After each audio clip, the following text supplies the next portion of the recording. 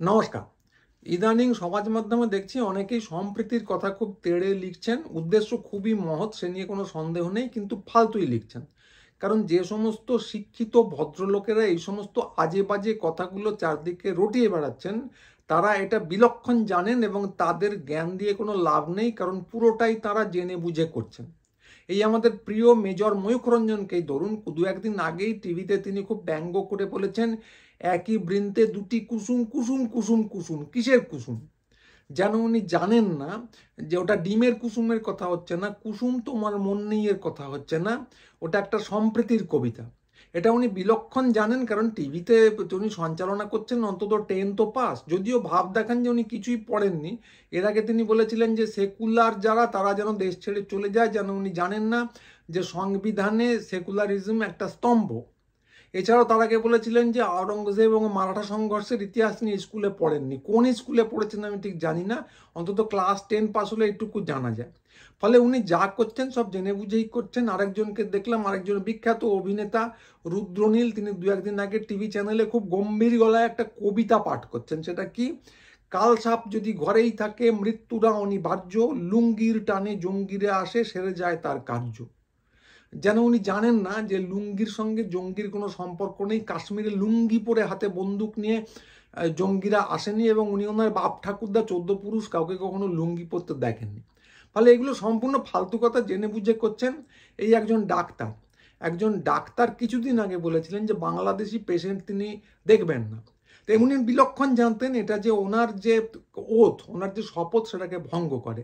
এই দু একদিন আগে আবার একদম সাম্প্রতিককালে আরেকজন ডাক্তার তিনি খুব স্পষ্ট করে বলেছেন যে তিনি সংখ্যালঘু রোগী দেখবেন না। তাঁর যে শপথ, তিনি চিকিৎসক হিসেবে পড়ার সময় পড়া শেষ করে যে শপথ নিয়েছিলেন, এটা যে সম্পূর্ণ রকমভাবে তার লঙ্ঘন, তিনি কি জানেন না? পড়াশুনো তো করেছেন, অবশ্যই জানেন, এবং জেনে বুঝে করছেন। আইএমএ ডাক্তারদের সংগঠন দেখবেন এটা নিয়ে সম্পূর্ণ চুপ করে আছে। ডাক্তাররা এখন খুব সমাজ সচেতন হয়েছেন, যে কোনো সামাজিক কার্যকলাপে আন্দোলনে ঝাঁপিয়ে পড়েন, কিন্তু এই ব্যাপারটা নিয়ে চুপ করে আছেন। তো এত সচেতনতার এটা তারা জানেন না হতে পারে? অবশ্যই জানেন। এবং আপনার চারদিকে দেখবেন বিভিন্ন লোকের ভাবাবেগ ক্রমাগত আহত হয়ে চলেছে। তো তারা সব ব্যাপারেই খুব উত্তেজিত, চিৎকার চেঁচামেচি করে চলেছে। তারা কি জানেন না যে ভাবাবেগ আহত হওয়ার অধিকার প্রত্যেকের আছে? আপনার মন, আপনার হৃদয় পাঁঠার কলিজার মতো নরম হতে পারে, কিন্তু বিশ্বশুদ্ধ লোকের একেবারেই কোনো দায় নেই অ্যাটলাসের মতো আপনার ভাবাবেগের বোঝা ঘাড়ে চেপে নিয়ে সারা পৃথিবী ঘুরে বেড়াতে। এটা খুব ভালো করেই জানে যে ওনার রাগ হতে পারে, দুঃখ হতে পারে, ওনার বউয়ের সঙ্গে ঝগড়া হতে পারে, কিন্তু উনি যদি পাশের বাড়িতে গিয়ে সেই কারণে পড়শিকে এক থাপ্পড় মেরে দেন, তাহলে যেটা হবে সেটা হলো কেলেঙ্কারি, এবং পুলিশে খবর দেওয়া হবে। কাজেই এই জ্ঞান পাপীদের প্রতি সহানুভূতি একদম দেখাবেন না।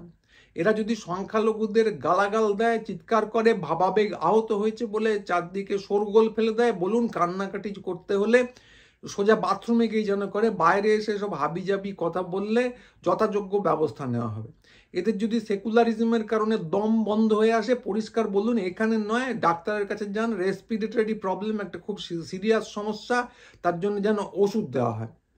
এবং তারপর যদি খুব লড়াই খ্যাপা হয়ে যান, তাহলে সোজা বলুন যেন বন্দুক নিয়ে বর্ডারে চলে যায়, এইখানে চায়ের দোকানে বা টিভি চ্যানেলে বসে যেন হাবিজাবি না বকে। তারপর বন্দুক নিয়ে যদি বর্ডারের দিকে রওনা না হয়, তাহলে বসে ছড়া কাটুন, সামনের দুই পায়ে ধরে বন্দুক, বর্ডারে চললেন মেজর ময়ূখ। এটা আমি লিখেছি, দুদিন আগে সোশ্যাল মিডিয়া দিয়েছিলাম, চারদিকে এটা নিয়েও লোকজন খুব খিল্লি করছে। তো এই খিল্লিটাই হলো এদের ওষুধ, কারণ এরা পুরোটাই বিলক্ষণ জানে। ধরুন এদের বস যদি সংখ্যালঘু হয়, তাহলে এরা কি করবে? সেখানে কি চেঁচামেচি করবে? করবে না। এদের এলাকার পুলিশের বড় কর্তা যদি তথাকথিত সেকুলার হন, সেখানে গিয়ে এরা কি করবে? চেঁচামেচি করবে? কিচ্ছু না, নিশ্চিন্ত থাকুন, হাত জোড় করে কুই কুই করবে, যেটা ওদের চরিত্র। ফলে এরা আবেগ নিয়ন্ত্রণ ঠিকই করতে পারে, খালি যদি তোল্লাই দেওয়া হয়, যেখানে দেখবে সুযোগ, যেখানে প্রতিবাদ করার কেউ নেই, প্রতিহত করার কেউ নেই, সেখানেই এরা ল্যাজ তুলে লাফাবে, আর প্রতিরোধের সামনে এলে এদের মেরুদণ্ড গুটিয়ে আবার ল্যাজের জায়গায় চলে যাবে। তো ফলে এদেরকে তোল্লাই দেবেন না, ওটাই হচ্ছে এদের ওষুধ। এদের তেড়ে খিল্লি করুন, প্রতিহত করুন, তোল্লাই একদম না। কিছু কিছু অসুখ আছে যা তোল্লাই দিলে বাড়ে, এই অসুখ হচ্ছে সেরকম, তোল্লাই একদম না। এবং মিনমিন করবেন না, তোল্লাই না দিয়ে কড়া জবাব দিয়ে সঠিক চিকিৎসার রাস্তা দেখান। মিডিয়ায় আরেকটা কথা খুব চলছে, সেটা শুনলেই আমার গা পিত্তি চলে যায়, যেটা টিভিতে প্রায়শই বলা হয়, সেটা হলো আমাদের জওয়ানরা প্রাণ হাতে করে সীমানায় পাহারা দিচ্ছে। সীমানায় যে জওয়ানরা প্রাণ হাতে করে পাহারা দিচ্ছেন এবং মাঝে মাঝে কেউ মারাও যান, খুব খারাপ অবস্থায় আছেন, এ নিয়ে কারো কোনো সন্দেহ নেই, আমার তো নেই। কিন্তু কথা হলো প্রাণ হাতে করে এত বছর পরেও তারা পাহারা দিয়ে চলবে কেন? তাদের প্রাণের কি দাম নেই? আমাদের প্রাণের যতটা দাম, সাধারণ মানুষের প্রাণের যতটা দাম, একজন শ্রমিকের যতটা প্রাণের দাম, একজন জওয়ানের প্রাণের দাম তার থেকে কিচ্ছু কম নয়, একদম একই। তো তারপরেও তাদের এই ওয়ার্কিং কন্ডিশনের মধ্যে দিয়ে চলতে হচ্ছে কেন? ইংরেজরা ভারতীয় উপমহাদেশ ছেড়ে চলে গেছে ৮০ বছর হতে চলল। আমাদের নেতারা, আমাদের স্বনামধন্য নেতারা এই ৮০ বছরে একটা খুচরো সীমান্ত বিবাদ তার মীমাংসা করে উঠতে পারলেন না। যে কোনো পাড়াপড়শি শরিকি বিবাদ এত বছর ধরে চলে না, মামলা মোকদ্দমা হয়, ঝগড়াঝাটি হয়, মাথা পাটাপাটি হয়, কিন্তু এক প্রজন্মের মধ্যেই তার সুরাহা হয়। কেউ শোনে না, ঠাকুরদা থেকে নাতি পর্যন্ত মামলা মোকদ্দমা করে উভয় পক্ষই নিঃস্ব হয়ে গেল।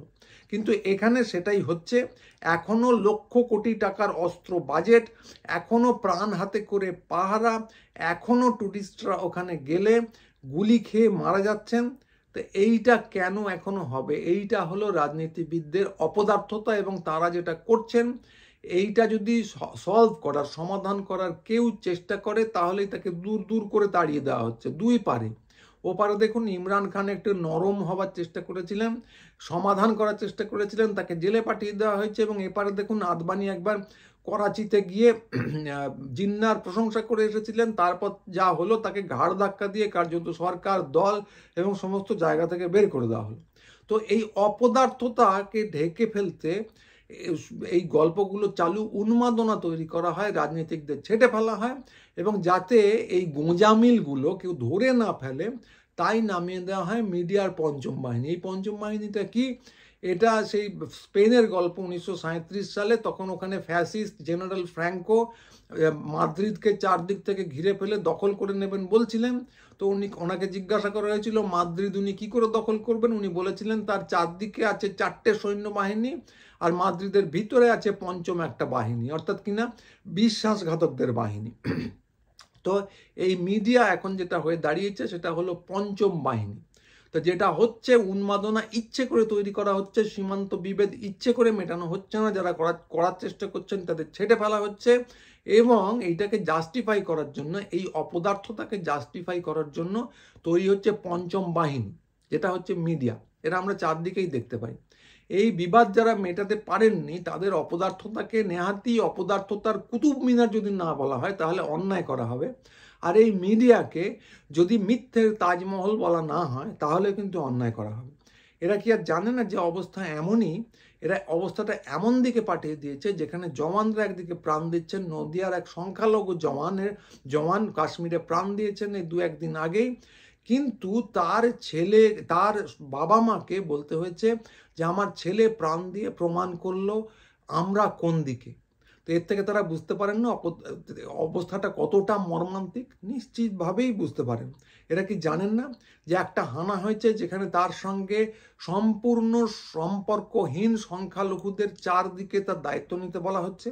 এরা কি জানেন না এরা যে লটিয়ে বেড়াচ্ছেন সেকুলারিজম খুব খারাপ জিনিস, সেটা একটা দলীয় প্রচার, একটা দলীয় উগ্রপন্থী প্রচার? বিলক্ষণ জানেন। তো ফলে এদেরকে তুতু পুতু করে আবারও বলছি কোনো লাভ নেই। এমনি এই ইলেকট্রনিক মিডিয়ার আয়ু আর খুব বেশি দিন নেই। এদেরকে যথাসম্ভব প্রথমত বয়কট করা উচিত, এবং এখানে বুদ্ধিজীবীদের একটা ভূমিকা আছে, তথাকথিত বুদ্ধিজীবীদের। এই মিডিয়াকে সম্পূর্ণ রকম বয়কট করতে হবে। একজনকে দেখলাম, একজন বিখ্যাত কবি, তিনি গতকাল ওই ময়ূখ রঞ্জনের চ্যানেলে গিয়ে খুব গরম গরম ভাষণ দিয়ে এসছেন। ভাষণ নিয়ে আমার কোনো বক্তব্য নেই, কিন্তু সেটাও সম্পূর্ণ ফালতু।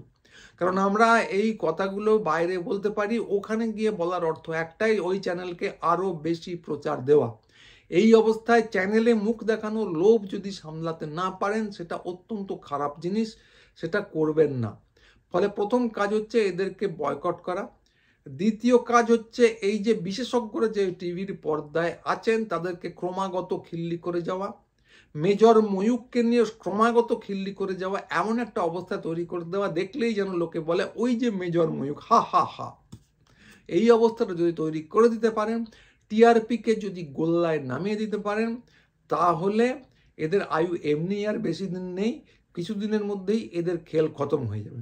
এই কাজটা সিরিয়াসলি নেওয়া উচিত, এটাতে একদম মিনমিন করবেন না এবং খিল্লি করে ঠাট্টা করে বয়কট করে এদের অতি অবশ্যই এদের টিআরপিকে গোল্লায় নামিয়ে আনা উচিত এবং নামিয়ে আনুন।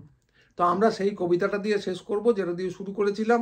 সামনের দুই পায়ে ধরে বন্দুক বর্ডারে চললেন মেজর ময়ূক, গলায় হাম্বা ডাক টাই বাঁধা বুক, সিং দেখে চুপ হয় পেঁচো নিন্দুক, বিপক্ষে এসে গেছে বলদ মেজর, শত্রুর সেনাপতি কাঁপে থরথর, উনিজিকে বলে প্রভু সব কিছু নাও, বদলা তুচ্ছ শুধু বলদা ফেরাও।